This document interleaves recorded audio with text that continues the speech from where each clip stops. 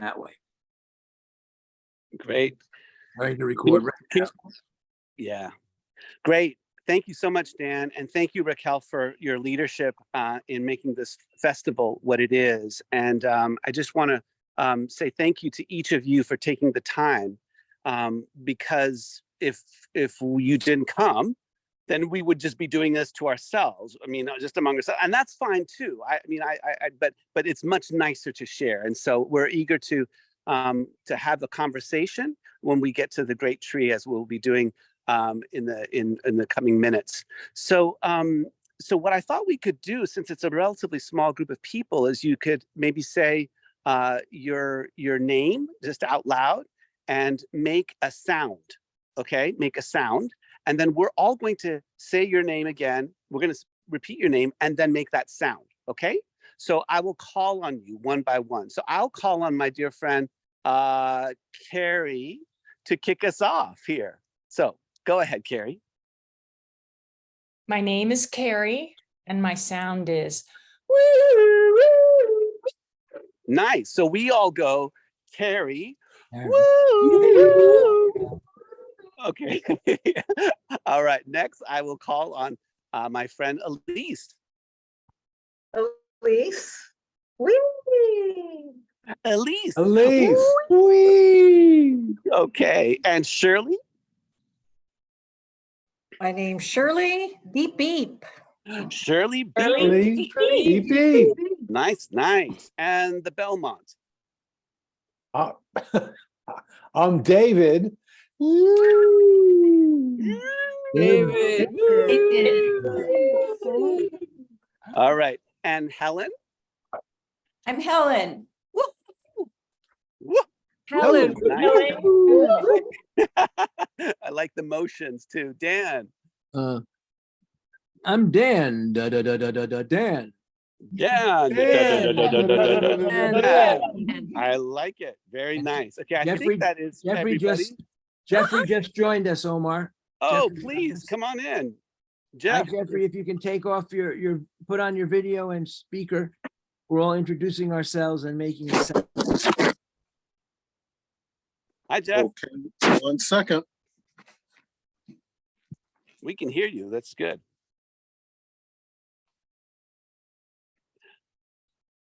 And All right.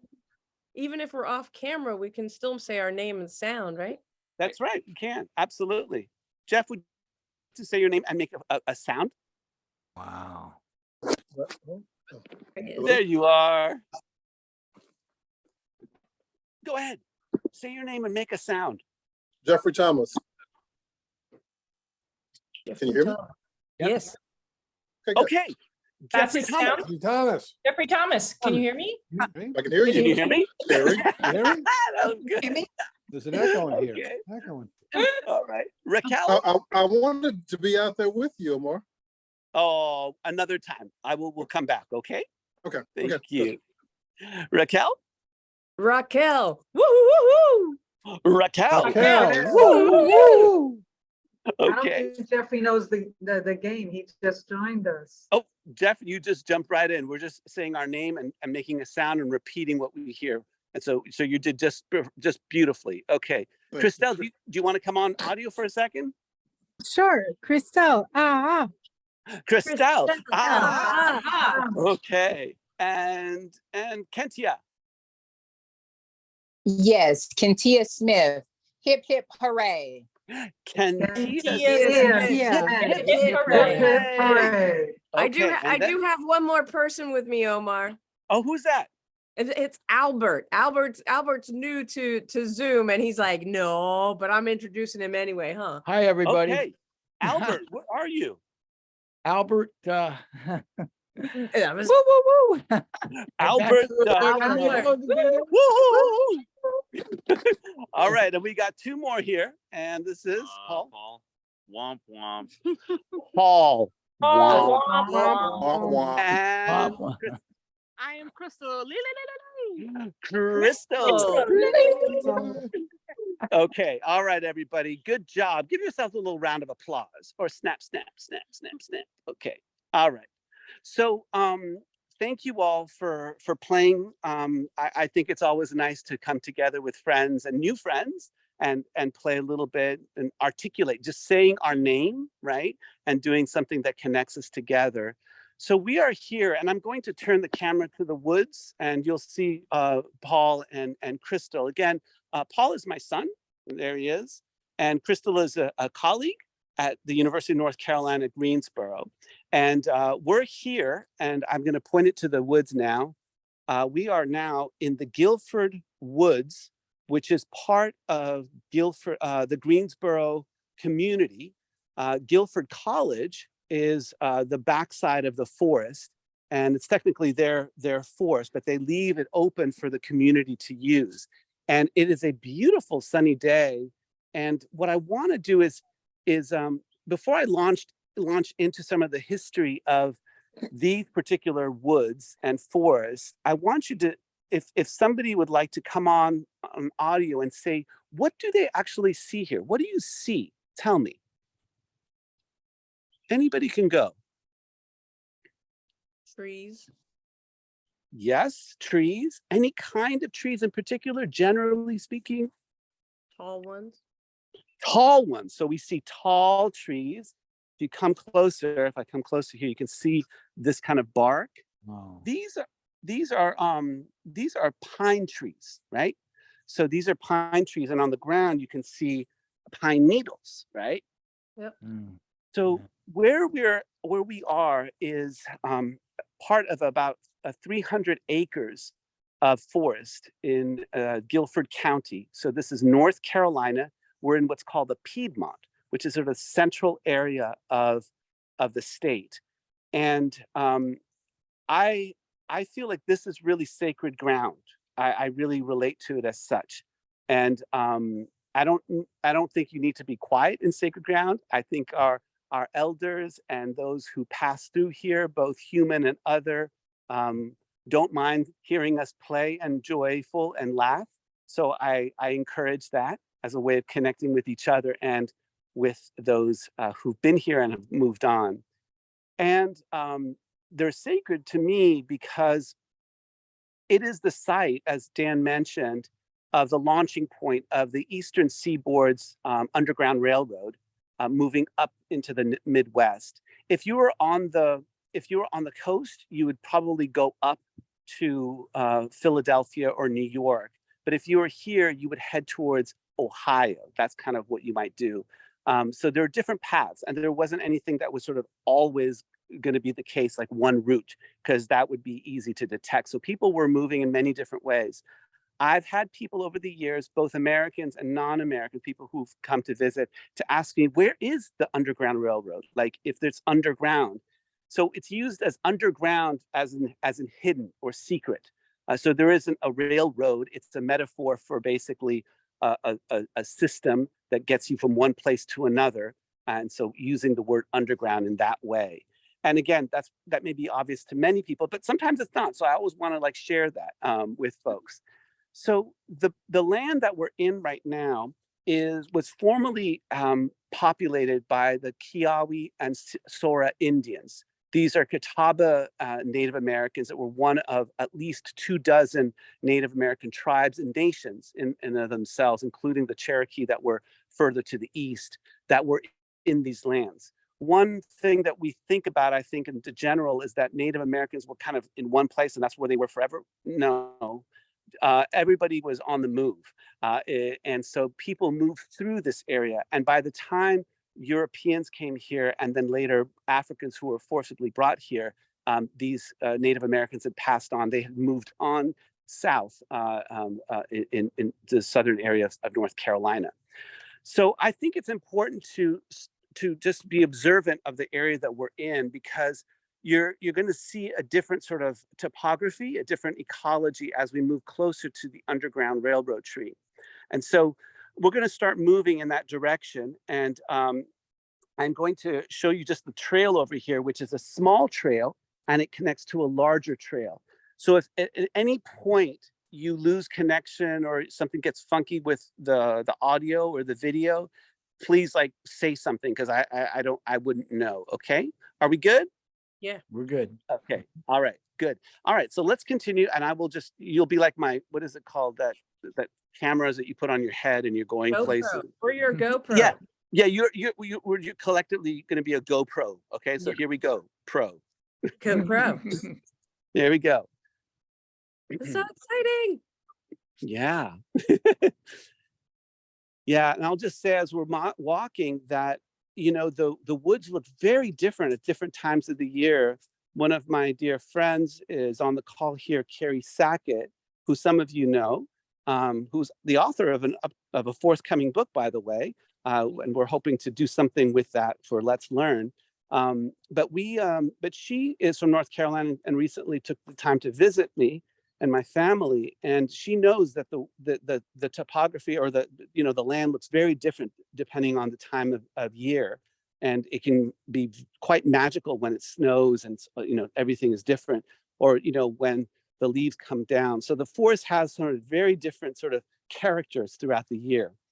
And while we're walking, and I think that you can see okay, below the ground is an entire sort of network that is connecting the trees to each other. And that's called a mycelial network, which is fungal networks that are extensions of the roots of trees to basically provide nutrients and some water, so that there's an exchange, a symbiotic relationship between trees and fungi. And in turn, so for the nutrients, what's going to be exchanged is basically sugar. So the photosynthesis of the trees is helping out the fungi, and the ability for this fungi, these really thin mycelial networks, to reach out will provide extra nutrients to the trees. And so this kind of symbiotic relationship that exists under the ground is really something that is paralleled in my mind. Is sort of a metaphor for the Underground Railroad, because people are connected. People are connected by shared activity, if not physically connected. When we hold hands, I'm going to hold Crystal's hand. So here we are, we're holding hands, we're connected, but we're also connected even if I don't hold her hand, because I'm talking, and we can communicate that way. Turns out that the trees are also communicating with each other. And it's a fascinating sort of whole other lecture, if you will, the work of Susan Simard, a Canadian biologist, ecologist. I'm sure Raquel knows about her work as a biologist herself. But just the work of figuring out how the trees are connecting and speaking to each other is quite magical. So people did that, and they had to trust each other. And that was the only way that the Underground Railroad was possible. So as we looked up at those trees over there, which are we call them Carolina pines. I don't know the scientific binomial actually offhand, but they're different from some of the Virginia pines, which have sort of shorter leaves, pine needles. But on this side, you might see a sort of a different kind of forest. What do you see over here? What kind of trees do you see here? Anybody? Thicker. Bigger. Yeah, they're bigger trees. And what you'll start to see are trees that have these kind of leaves, right? Yep. So these are leaves, and the pine needles that, I actually don't have any here because they're not, the pine needles also leaves. Both of those are photosynthesizing. They take different form to photosynthesize. The pine needles are protecting themselves. They're evergreens, and these kind of trees, leaves will drop. There are beech trees here, which actually are kind of almost all year round, but they sort of wither up and they stay on the trees for a while. But these, just like as there are different kinds of trees, there are different kinds of people, right? And so we can enjoy in some ways the rich diversity in the ecology. And I think for me, it's humbling to think about sort of how there are different sort of time scales that operate and different kinds of ways of communicating. Language is one way of communicating, right? Body language is another way. So if I go, that means certain things in our society. If I go, what does that mean? Thinking. Yeah, Funny. thinking. That's interesting. Maybe a little silly too. A little silly thinking person. Yeah. So there's different ways that we communicate to each other, just as the animals and the fungi and the various plants are doing that. So again, we don't want to be overly human centric in this, but the story of the Underground Railroad is certainly about humans and about the courage the sort of the tragedy, but the hope that is some way symbolized in that. And so what I'm going to do is actually ask my son to read a little section about the role of particular of Quakers who were allies to Africans and African Americans who were self-liberating, but they helped Africans and African Americans who wanted to liberate further to the extent that they could. So this is a little bit about the Quakers. Okay. So in 1776, North Carolina Quakers were opposed to slavery. They urged their members to free their slaves promptly, liberating over 40 in the first year. The state legislature reacted with anger and passing a law to prevent slave liberation. The Quakers protested, calling it a violation of civil liberties. The legislators made it an exception for slaves who had joined the army. The Quakers continued their efforts for emancipation, introducing bills in the General Assembly. And then in 1975, a grand jury, in 1795, a grand jury blamed Quakers for encouraging emancipation ideas among slaves. However, African Americans viewed Quakers as allies in their quest for freedom, and free Black individuals played a crucial role in the Underground Railroad. Okay, thank you, Paul. So Quakers are Christians, and not all Quakers were on the same sort of political thinking, but many Quakers wanted to abolish slavery. They saw it as evil. And actually, the first instance of a document articulating an anti-slavery sentiment comes from the Germantown Remonstrance, which was a document in Germantown, Pennsylvania, where in the late 17th century, they were basically talking about slavery and its evils and how it probably should go away.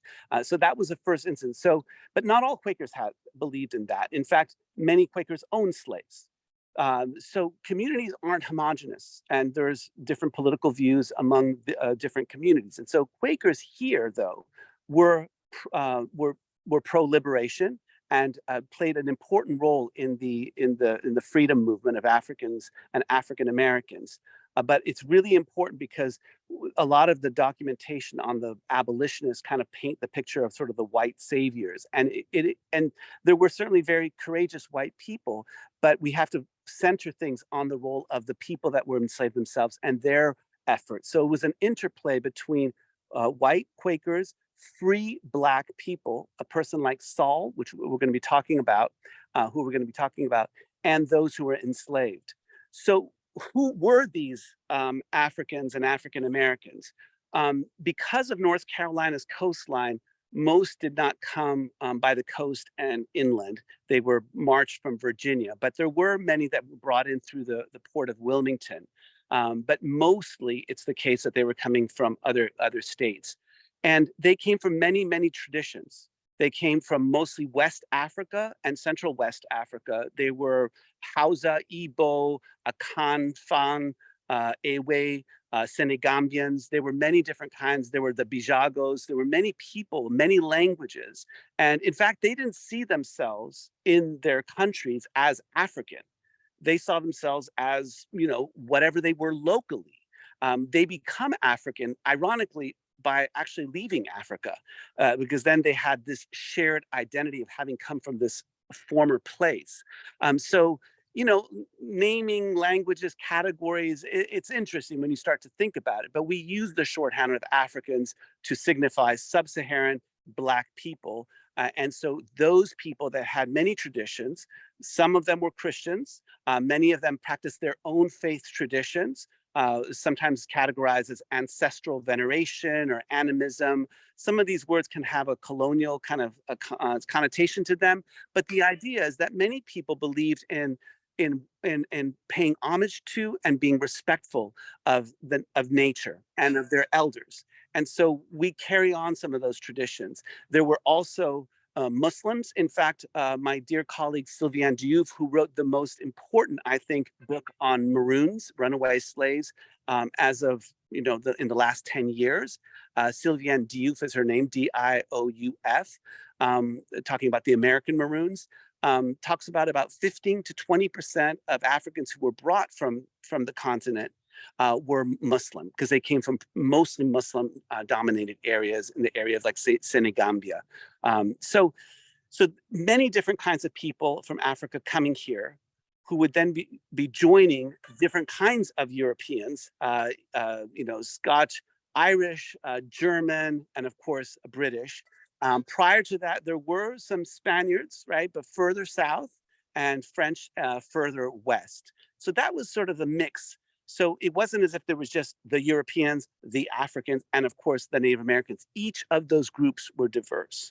So let's continue with the trail, and we'll talk some more, okay?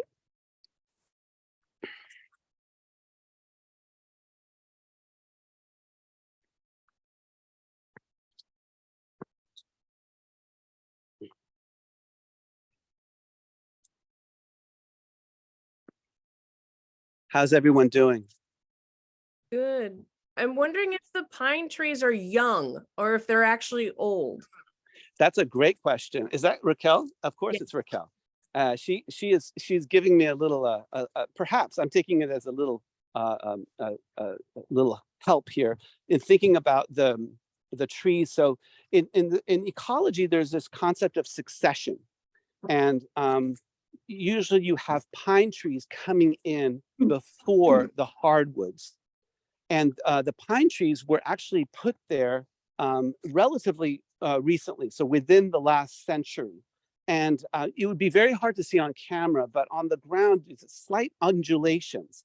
And those undulations were actually part of the farming, which was done earlier, because that was farmland that was cultivated by the Quakers.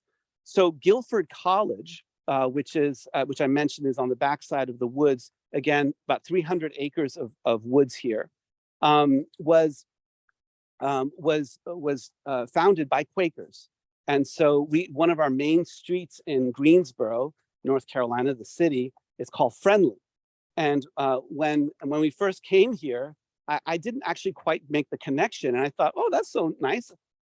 A friendly, that's a very nice, people must be very friendly here. Turns out it's actually because Quakers their official name is Society of Friends. Society of Friends. So sometimes they're referred to as friends.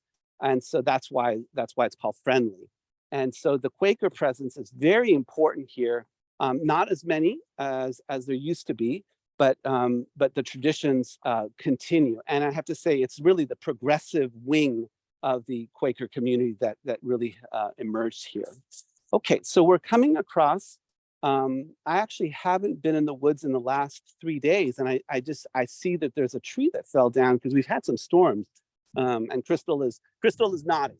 We're nodding because there was a lot of water, a lot of water. So you can see here that a tree has fallen, right?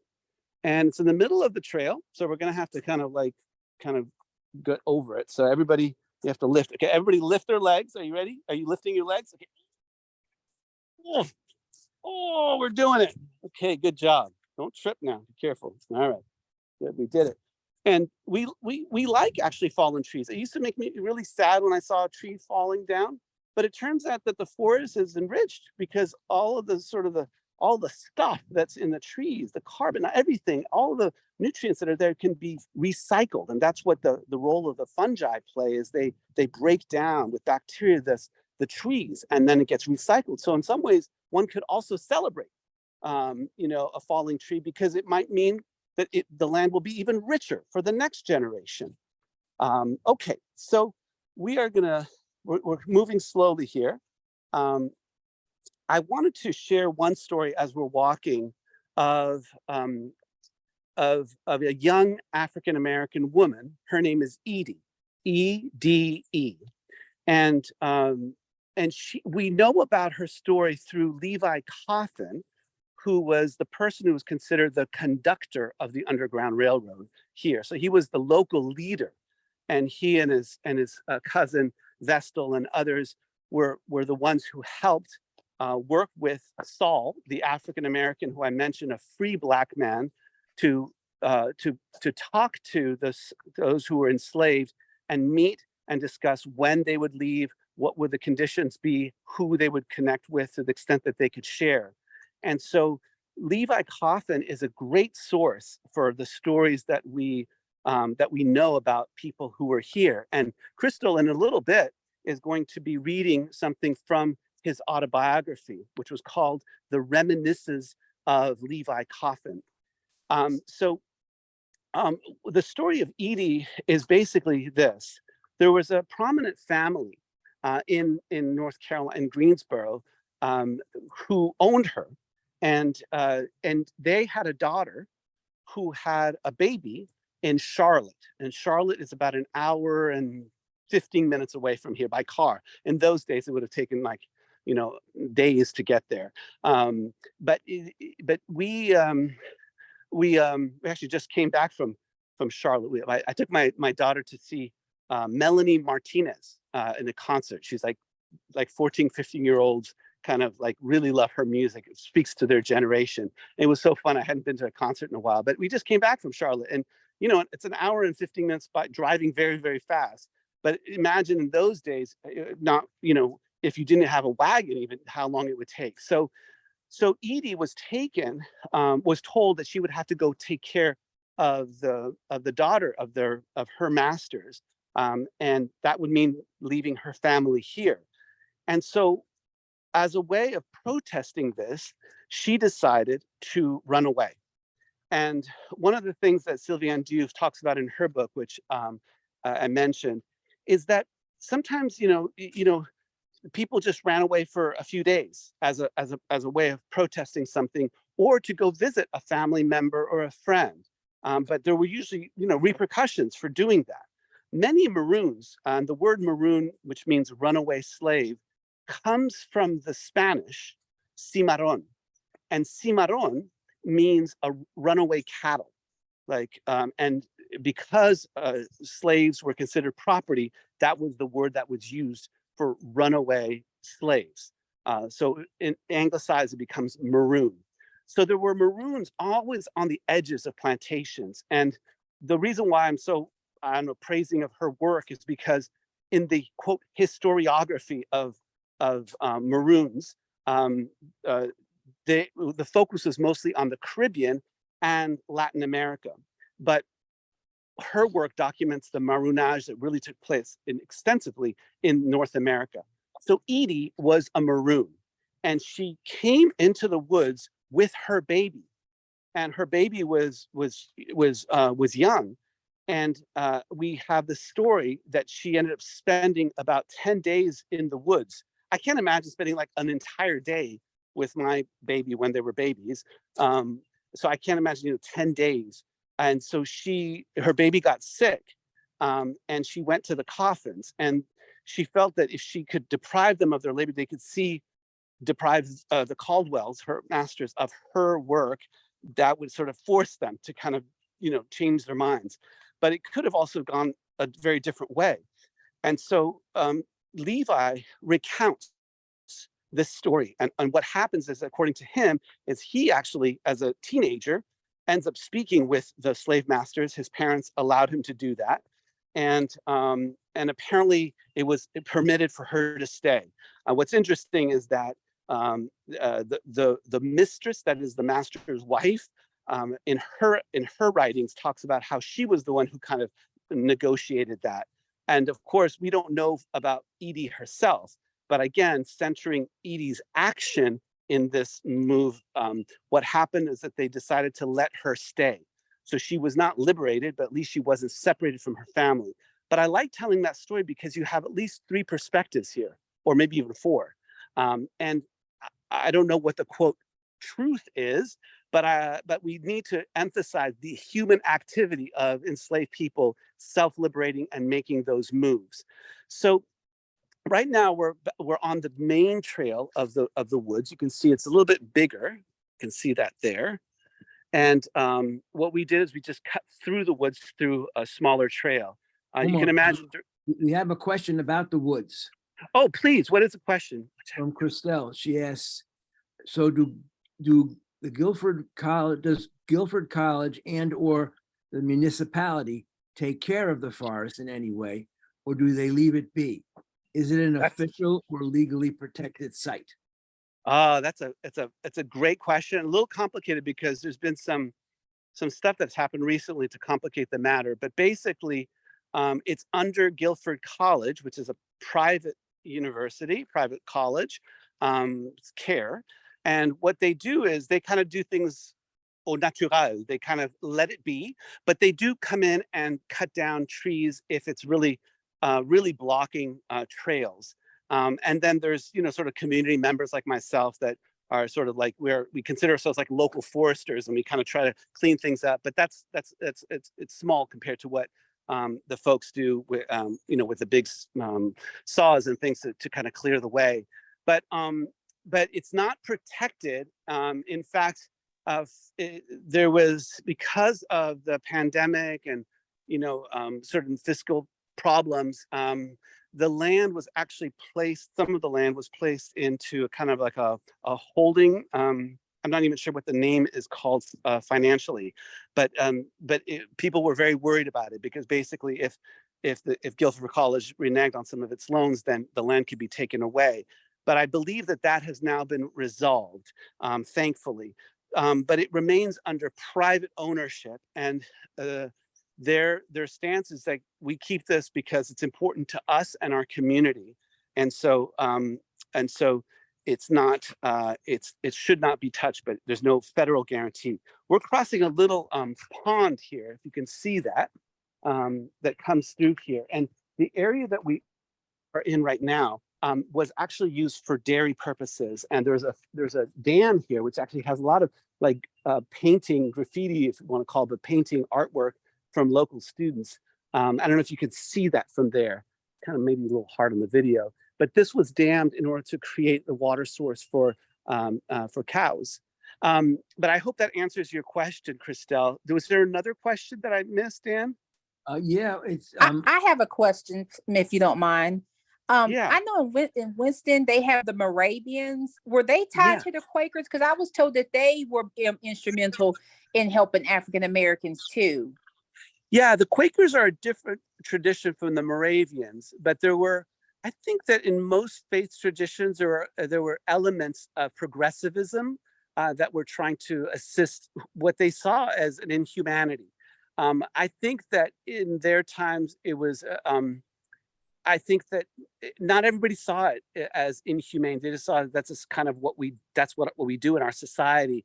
And I sometimes ask myself, is that how we're going to see poverty one day? Where we're like today, we see like, well, poverty is just kind of endemic, if you will. We can't really get rid of it.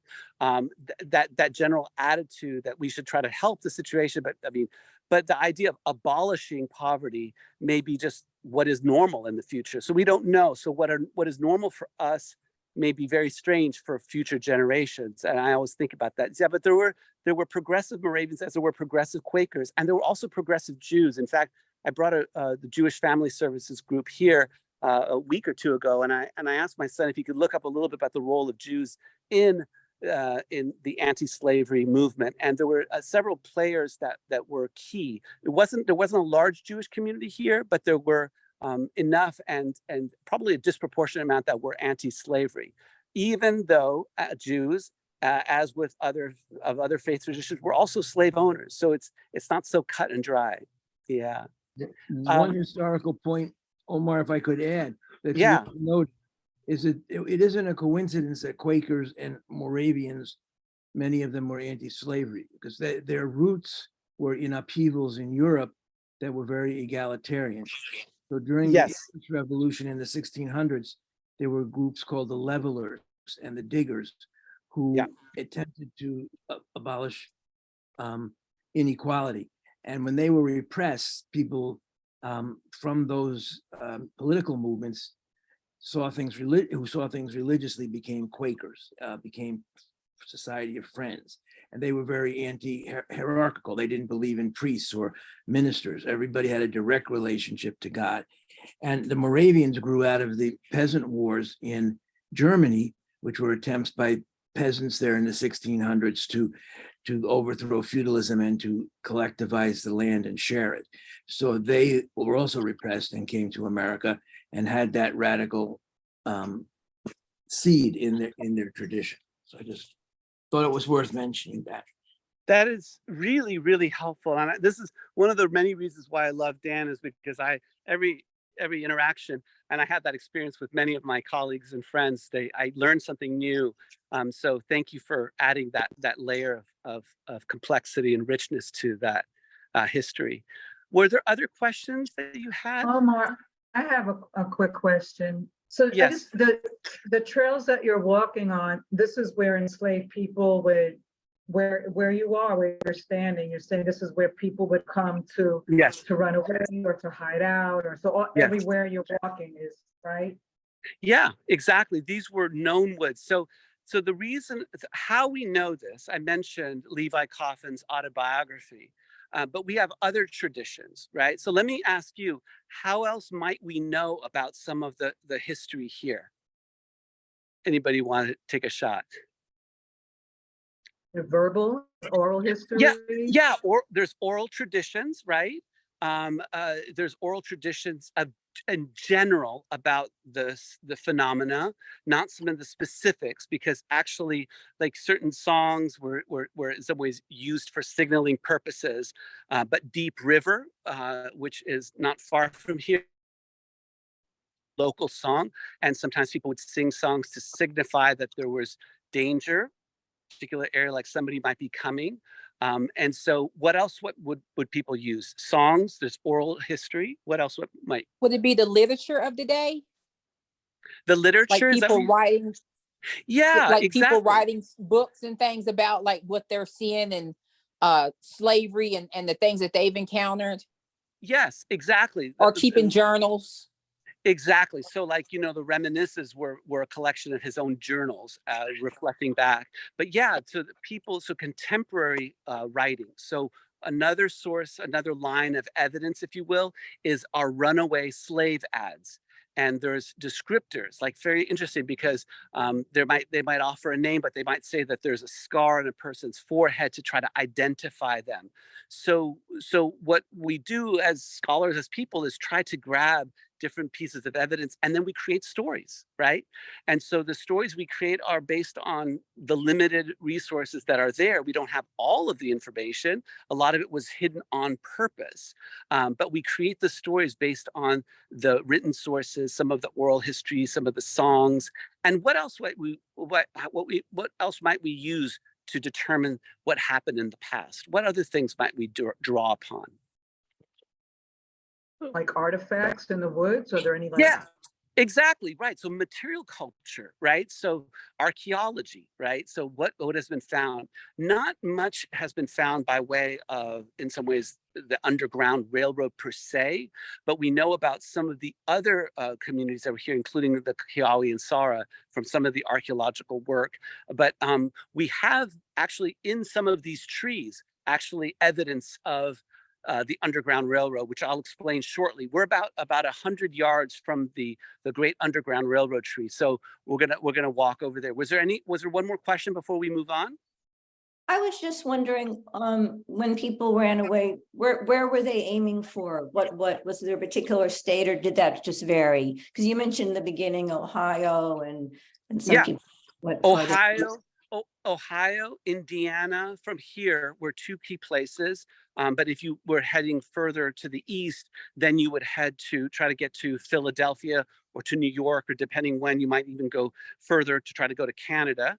But interestingly, if you were at the turn of the century, at the time that Edie was here, and I think that's on the chat, what happened to the baby? I don't know specifically what happened to the baby, but we know that she was able to keep her baby with her. I don't know if the baby survived to adulthood and that story. But what I love about doing this, and I take people to the woods regularly, I do this all the time, is every conversation I learn something new. I learned something from Dan and some of the history of the Moravians' origins, and the thought never occurred to me of what happened to the baby.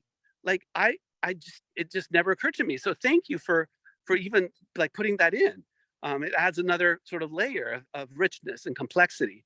But yeah, those are the places. But interesting, like the turn of the century, around the time that Edie was here, if you were in South Carolina, you would head south, right? You would head south to Florida because under Spanish imperial rule, the manumission laws were such that you could actually buy your freedom or of a loved one more easily, because a lot of those laws got clamped down as Paul, my son, was reading because of Quaker sort of activism. The General Assembly clamped down and started passing laws to try to make it not possible for people to manumit, which is just purchasing with the intent of freeing.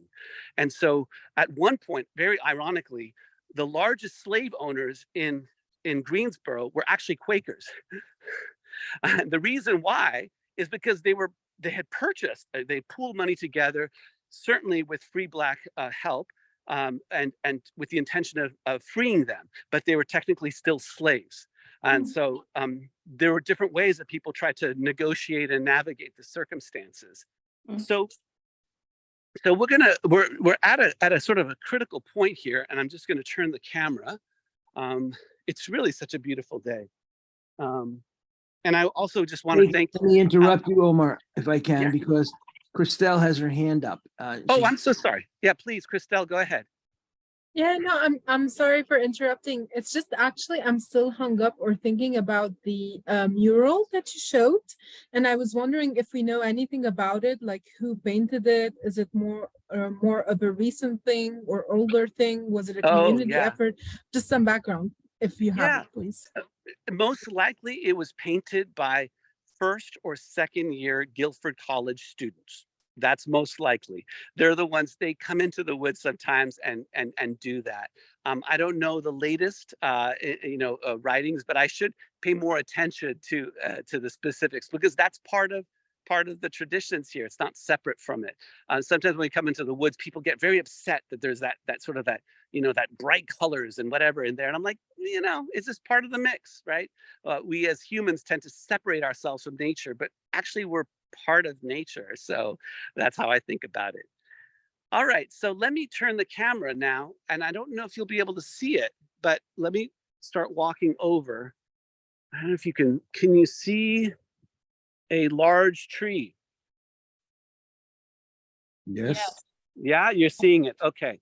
Yep. So this large tree, and I'll bring this over here to this, there's a little platform, as you can see, that was built here in 2017 to facilitate just people coming here to talk, to meet, and also to protect the ground around the tree, so as not to overly suffocate essentially the roots, press down too much.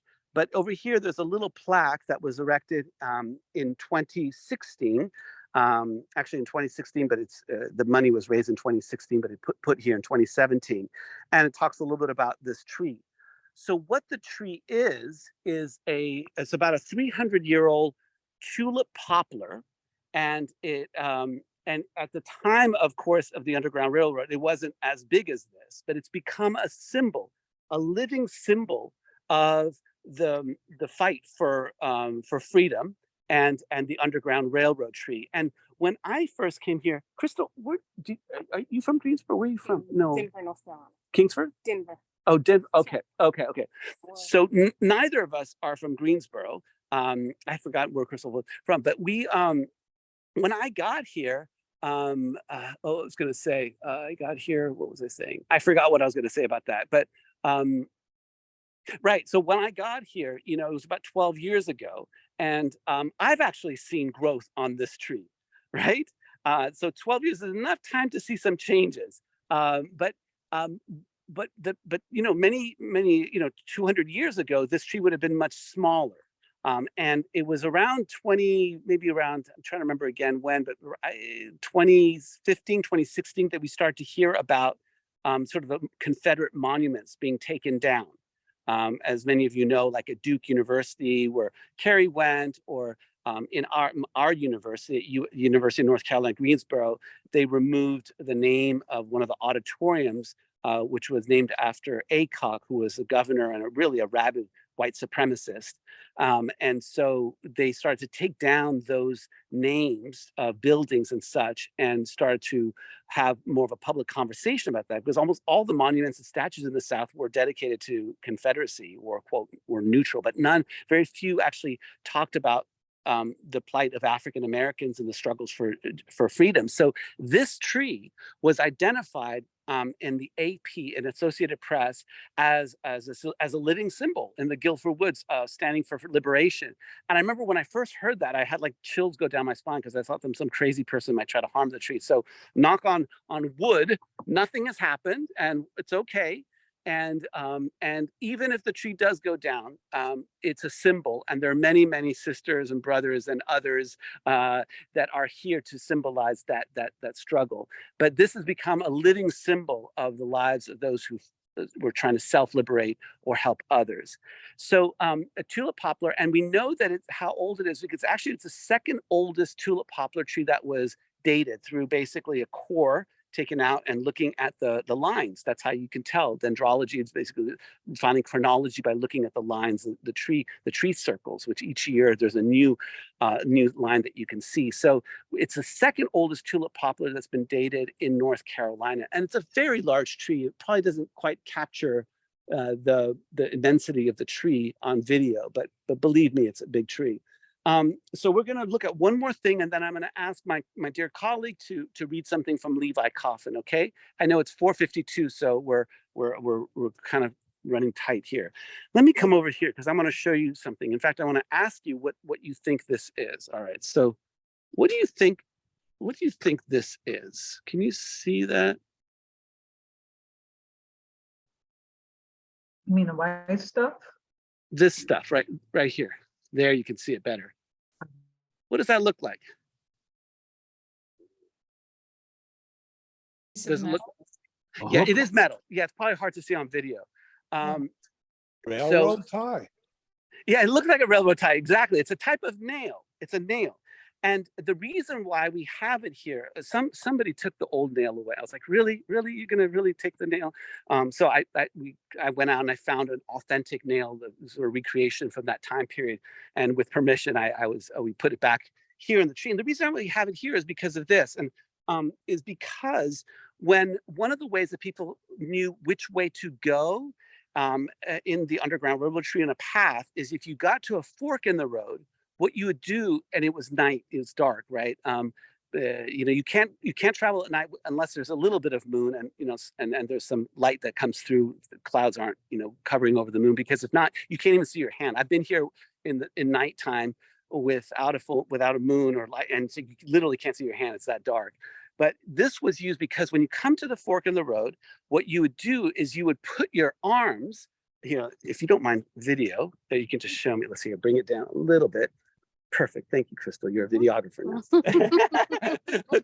So you put your arms around here, and then you would go up until you felt something. And if you felt it on this side, then you knew you had to go that way. Okay. So that was one of the ways that we know that they navigated the pathways. As much. What's that? Did somebody? Okay. I'll take that as a friendly grunt. Okay. Good. One of the things I have to say, and my colleague Paul Finkelman is sort of adamant about this, correcting this history and correcting whatever. But basically, one of the things that we've learned is the role of quilts in terms of the Underground Railroad, signaling and such. And actually, like many other things, it was an invented thing sometime in the last century. Quilt making, as many scholars who kind of look at this more, it was something that it was hard to get some of the materials, and certainly it was probably used for purposes of symbolism, for family traditions, and perhaps some inside kind of signaling. But for the Underground Railroad tree, it would have been a very obvious thing. So there's probably it probably wasn't used in that way for the Underground Railroad. And I think that we're always kind of revising how we understand history in the past. And who knows, maybe in the future we'll come across a document that says, actually, it was. So we could be wrong. So history isn't set in stone. It's malleable based on the evidence that is presented and also based on the interpretation of that evidence, which changes from one generation to the next. Famously, W.E.B. Du Bois, the great African-American historian, wrote a book called Reconstruction, which was not reviewed for like 30 years until the civil rights movement. And it was that generation that was inspired by the civil rights that said, we should go back and actually look at his work. I'm talking about professional historians here. And finally, his work was reviewed. But people, depending on the movements and the sort of the culture, can read things differently. So maybe some of the things that we're seeing as evidence now, we're interpreting in a way that actually may not have been as, quote, accurate. So we have to be humble about this. So let us go to the platform and we will hear from Levi Coffin. I think that there was something in the chat about, where is it? Would like to read his autobiography. Yeah, Levi Coffin. How do you spell Levi Coffin? You spelled it exactly right, Helen. You get a star. You spelled it perfectly. Yep, Levi Coffin. And you can get his reminiscences on Amazon. They can send it to you. And you can also access it, by the way, for free through UNC Chapel Hill, our sister institution down the road. They have the Southern Collection. It's a digital collection, and that's there too. So you can look at the Southern Collection at UNC Chapel Hill, and it's there. So let's turn to the tree, and you can see the base of it a little bit. You might see, it's harder to see on video, but it's near a creek. So it's perfectly positioned to get a regular source of water. And also to go back to, I mentioned Susan Simard's work, the biologist who talked about the mycelial networks and the connections, that this is considered a mother tree because it is likely supporting other trees underground by feeding it, incredibly, feeding it actually some of its sugar that comes from photosynthesis. And so some of the smaller trees are benefiting likely from this mother tree. And so foresters, sort of environmentalists, ecologists say, you know, if you're going to cut down forests, make sure to leave the mother trees intact, because once the mother trees are gone, it's very hard for a forest to recover. So Levi Coffin, I'm going to ask Crystal to read this. This is a part of his reminiscences, and I think it gives expression to sort of the thinking of his generation and others, both Black and white, about the role of African-American self-liberating. And this is what he wrote about that. So I'm gonna turn the video to Crystal, who's been lovely to join me here. Okay, go ahead, Crystal. Runaway slaves used to frequently conceal themselves in the woods and thickets in the vicinity of New Garden. And New Garden is the name that was before we called the Guilford Woods. It was called New Garden. Waiting opportunities to make their escape to the north, and I generally learned their places of concealment and rendered them all the service in my power. My father, in common with other farmers in that part of the country, allowed his hogs to run in the woods, and I often went out to feed them. My sack of corn generally contained supplies of bacon and cornbread for the slaves. And many a time I sat in the thickets with them as they hungrily devoured my bounty and listened to the stories they told of hard masters and cruel treatment, or spoken in language glowing with native eloquence of the glorious hope of freedom which animated their spirits in the darkest hours. Thank you, Crystal. Thank you. Yeah. So it is now, yeah, I see some clapping. So it's now 4:59, and we want to leave a little bit of time for conversation.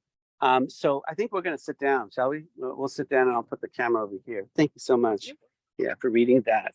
So, so what do you all think? What are your thoughts? I'll share that it's hard. This is the first time we're doing it by video here, right?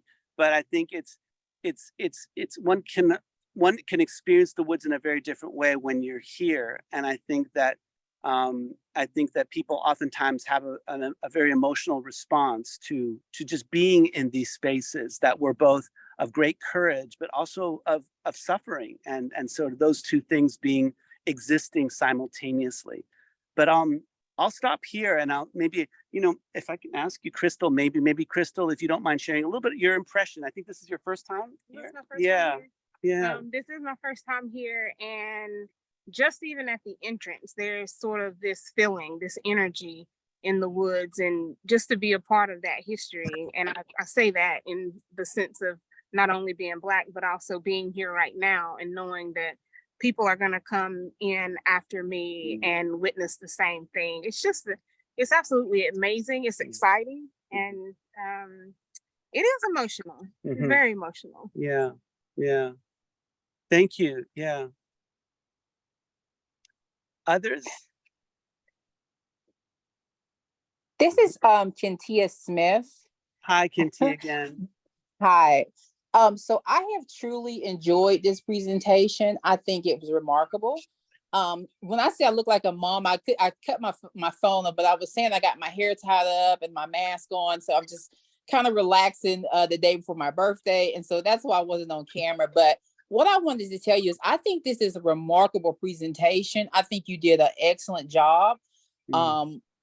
You also didn't know this, but I'm also blind, and so you were very descriptive.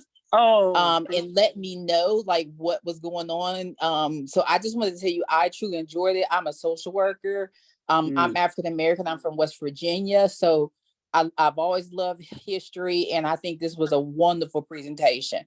Now I might be a little scared to be out there in the woods walking, but you did remarkable, and this was very informational. So thank you. Oh, that means so much to me, Kentia. I really, really appreciate it, and thank my co-presenter here for that as well. Paul, my son, had to head back because he's working. He's a busboy at a local restaurant, so he had to excuse himself.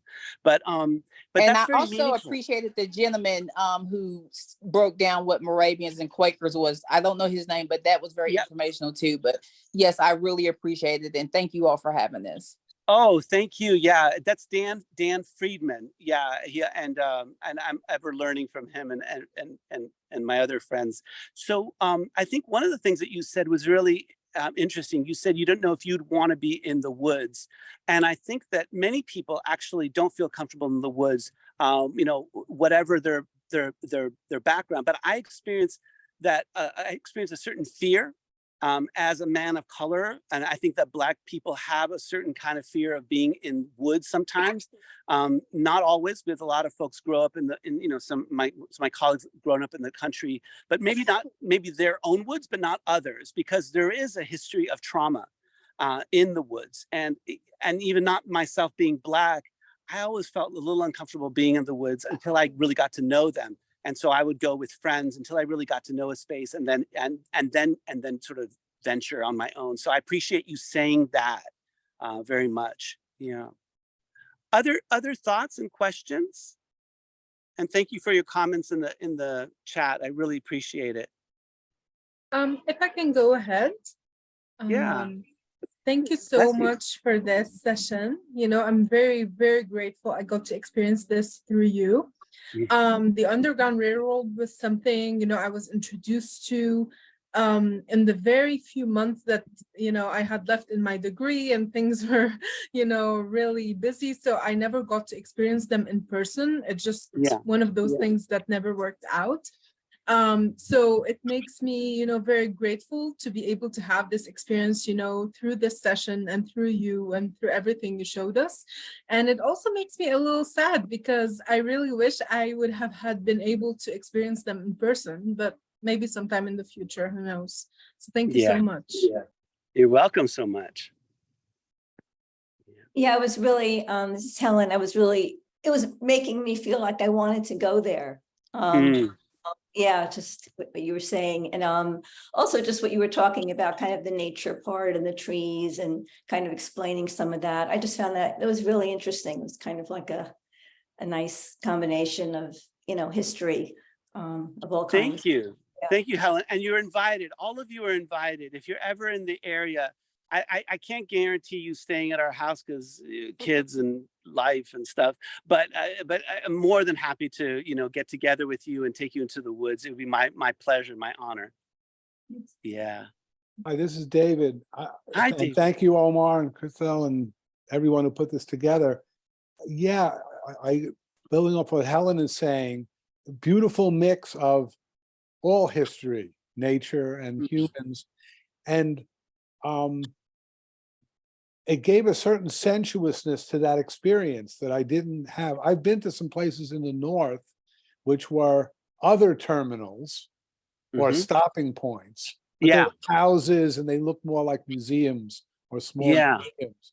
And this is where they actually gathered to leave, right? So I feel like I have a sense of the full, the train, if you will. Yeah. Yeah. And thank you for putting the railroad tie back in the tree. I thought I was touched by that. And I think that's important. Thank you, David. Yeah. Yeah, I just thanks Omar, and the way that you all the different perspectives, kind of what everyone's saying, but also, you know, like, politically speaking, like all there was the perspectives being offered to us was so inclusive, and you don't really learn history that way. It's usually like, you know, from one point of view. And so to Yeah. bring in, you know, all the different, you know, the different religions and enslaved people and nature, all of that. But to learn history that way also is so enriching. I really appreciate it. And it did feel very emotional, especially when you're talking about, you know, people who are hungry and bringing food to the woods. Yeah. And that just really Yeah. was, that hit home a lot. But thank Yeah. you so much. This was, Thank you. yeah. Yeah.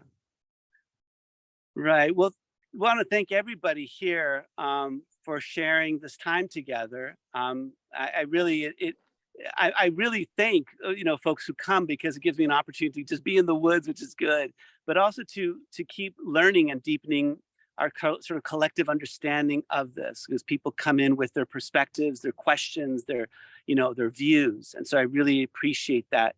I think what I'll do is I'll hand things back to Dan and Raquel if there's anything that you'd like to add to the mix. So thank you all very, very much. Thank you. Thank you. You. Jeffrey has asked how he could get the video of this event. And Yeah. Omar, I think it's correct to say that it will soon be on the Let's Learn site where you can. Yeah, this is the first time I'm recording from my phone. Mhm. So let's hope it works. I think it will. But the plan is to get this onto the YouTube site that will be connected through the website. And maybe Dan, we can send out a note when it's available. Yes, we'll send you all a note when it's available and how to access it. Because Let's Learn has its own website with all the classes and also the recordings of the classes we want to preserve, such as this one. So that's right. So that's how to answer your question, Jeffrey. And now I'll turn it over to the organizer of the festival, the Freedom Festival, Dr. Raquel Holmes. Thank you. Thank you. Well, I'm so excited because we'll also link from the Facebook group to the YouTube once it's posted, and probably provide the link from the Freedom Festival USA.org, which is the ongoing URL for the festival. It's part of ImprovScience, improvscience.org. So on the events page, they'll link to this as well. It was phenomenal. I love that you ended on the hope of freedom. And I think being in California, where we're near the redwoods, one of the experiences of walking into such a large forest is a calm, and a comfort that can come from it's like a warm embrace. And I feel this was such an intimate walking through and expansive, as Elise was speaking to, of just kind of relating to all of the different nationalities and histories that go into creating the railroad to our history. So I just love that, Omar, you were one of the first people to say, I'm in for the Freedom Festival, and the Underground Railroad is such a wonderful start to that. And we're in the middle. There are events online. We still have a week of celebration between now and July 4th. We have in-person events like a gourd workshop. We have online conversations. In fact, right after this, there was a conversation on growing up Black and Chinese in Hawaii. Right? Black and Chinese in Hawaii. So that's available online. Go again, improvscience.org/events. You'll see everything. And then after that, a group of therapists who have been doing their work of developing as anti-racist. So let's say they're trying to follow that good old Quaker tradition that we learned about. It was lovely having everyone here. Omar, Chriselle, thank you so much. I'm glad to be part of Let's Learn. Let's learn to be part of the festival. Yes. Let's go freedom. Bye, everybody. Bye. Take care. Bye. Bye. Bye.